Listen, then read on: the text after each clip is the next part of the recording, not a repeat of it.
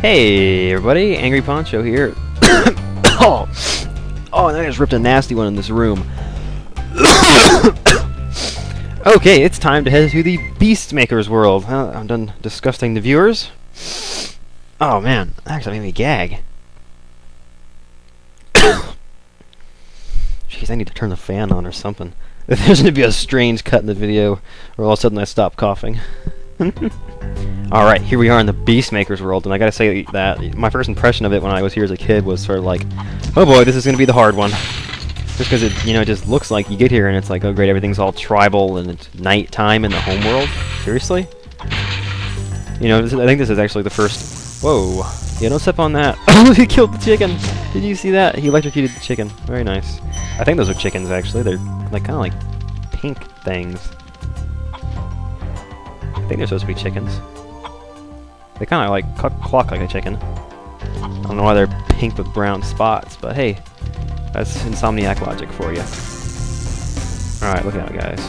Boom! But yeah, the strategy for that is that these guys sort of like shock the ground underneath them. You just have to charge across and get to them before they can zap you. They do it in a standard pattern, so it's easy to predict. Nasty Nork is turning our swamp into an electrified junk heap. And it used to be so beautiful. I'm sure it was. Oh, I believe that. Besides mosquitoes, swamps aren't too bad. Let's talk about the swamp. But still. Alright, I think on these, can you just like set off one and have them all go? Nope. Sometimes if they're really close together, like one will set off another. And you kind of get chain reactions going. It's kind of cool. And here we got our first major enemy of the Beastmakers world is these boars. These guys are nasty. These little plants you can flame. They don't do anything. Those boars can be pretty nasty. It's unlike the enemies in the Artisan homeworld, or not the homeworld, but in the Artisan lands, such as the rams and the bull, that you can just charge into and kill. The boars are not chargeable enemies.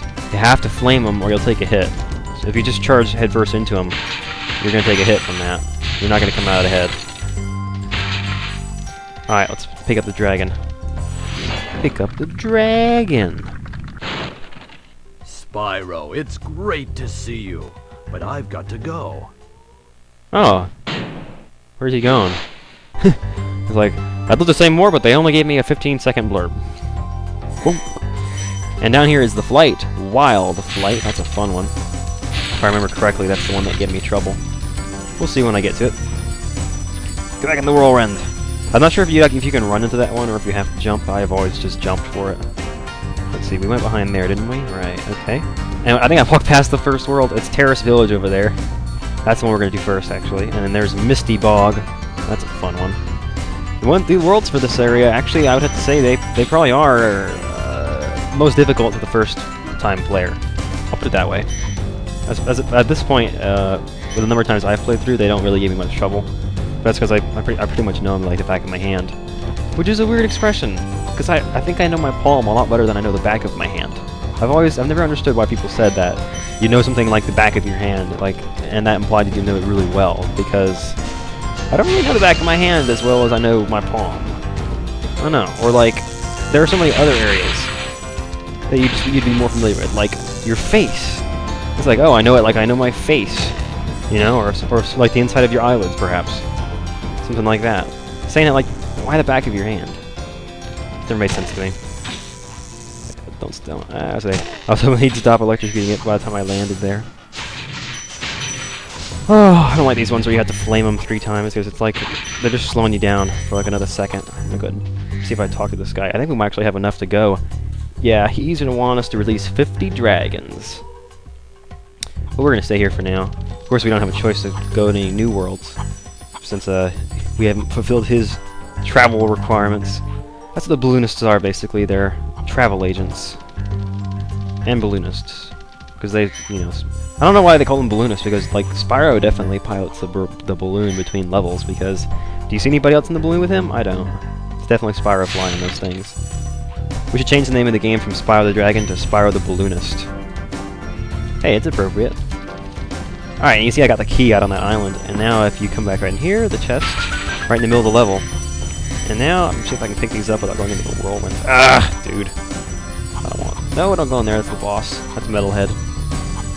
Alright, and that's the last gem. So let's get over to our first world here in the Beastmakers kingdom. I guess they're called kingdoms. I can call the big areas kingdoms if I call the little ones worlds. That's not what I want. We want to go over here to Terrace Village, which is kind of a fun one. When I was doing my practice file, for some reason, while I was going through this level, it happened that like 10 different people texted me at one time, and like I had to actually pause the game and stop to answer all these people who wanted to talk to me at once. Something happened out in the world, and they wanted to let me know, but no big deal now. Anyway, yeah, these guys are nasty. He said that the orcs here, or excuse me, the Norks, have learned to harness electricity. He meant it. These guys are pretty nasty. These guys with the, you saw them, they're shooting at the chickens. If you aren't quick enough charging up to those guys, they'll zap you in mid-charge. So you gotta be pretty efficient about the way you attack these guys, or you can take a hit. See, I'm gonna flame him, and then charge over to that guy, and avoid the third guy entirely, because if I had tried to turn around and immediately go for him, he may have recognized my, attack before I got there and taken me out, or at least given me a hit. Let's see, I already went behind there, didn't I? Yeah. Check over here. These are the 3 I missed on my practice file, so I want to make sure I don't miss these this time. And, oh, I did miss a gem over there, didn't I? Anything back there? Okay, there are, look at that. Secret area! He's probably gonna get me. Nope! Oh, wasn't quite fast enough. Those big guys are pretty quick too if you're not really paying attention. They'll zap you before you realize that you're in their range. That's really the only way that these enemies can really get you in Spyro games, is if you underestimate them. Ah, see, there you go. I wasn't fast enough getting up to him. And I mean, watching the video, it probably looks like I was doing about the same as I always have. Just in that one, I sort of I was inside his zone of awareness, and so he recognized that I was there. And then when I charged towards him, he just shot me. So you have to actually get into their zone of awareness, and then charge them fast enough before they actually have a chance to respond to you. Ideally, you can sneak up on them. Watch out, Spyro. The Norks in these parts have discovered the power of electricity, and it really stings. Oh, I guess he hadn't actually said that yet, but there he goes. You understand now. Don't do it, dude. That's all I'm going for. I caught him in the animation. And over here we got a rocket. I think that's going to fire to that chest right there. Looks like it. Woo! Alright, that's kind of cool. Gotcha. What's back here? Don't want to go down in that mud. Fairly sure I wouldn't be able to get out. There's some levels where if you fall in the mud, you just get like an instant knockout. Crap. I thought that second guy was going to get me there. Oh, there's 2 chests over here. Only had 1 rocket, though. Interesting. Boom! I think it's kind of cool that these guys who actually shock the ground don't get shocked themselves. That's kind of weird. But if you get a good look at them, they actually sit there with a pair of headphones and a Sony Walkman or something on their head. I don't know, it looks like a Sony Walkman to me, that's why I say that. I'm not trying to advertise or anything. It's like, hey, he's got a Walkman. This reminds me of a Walkman that I used to use back in the 90s. Oh man, cassette tapes, no way. Well, I'm not that old, am I? I don't think so. It was my dad's stuff. But I ended up using it in the 90s, and so it didn't really feel old at the time. Good job, Spyro. One day you'll be able to tell all the dragons about your amazing adventures. Sure, but what I'd really like to do is get out of this swamp. Spyro. My thoughts exactly, man. 2. Oh, wow, I thought he was about to jump off the edge when he started jumping forward like that. I thought he was moving backwards to try to get out of the way. It'd be pretty funny if you could scare the enemies into jumping right off the edge. I feel like the wizards in the Magic Crafter Kingdom would be the ones to do that, if any, though. So, probably not. Why am I down here? You don't want to be down here. Not yet. You're probably going to fall down there at least once anyway, so you might as well go to the top first. So that was a little backwards just then. Boom. Wow, I didn't think I got him. I thought I'd stopped charging too soon, but apparently not. Oh crap! It's gonna stop me. I didn't want that to happen. Let me go back over here again. Gotcha. Too slow. Now we have to drop down here to get these gems eventually, so I'm just gonna do it now. And I think we have to drop back down and run around again. This is what I meant. I was going the wrong area first, because you have to drop down to get those gems, and then you can pick up the rest of the gems down there on your way back, completing the circle. 1 minute. 1 minute. Can I finish this level in a minute? Let's find out. Dude, don't do that. You're slowing me down, man. That's not cool. I love the reach on Spyro's flame in this game. It just seems so much longer than in the other Spyro games. I don't know. Maybe it actually is.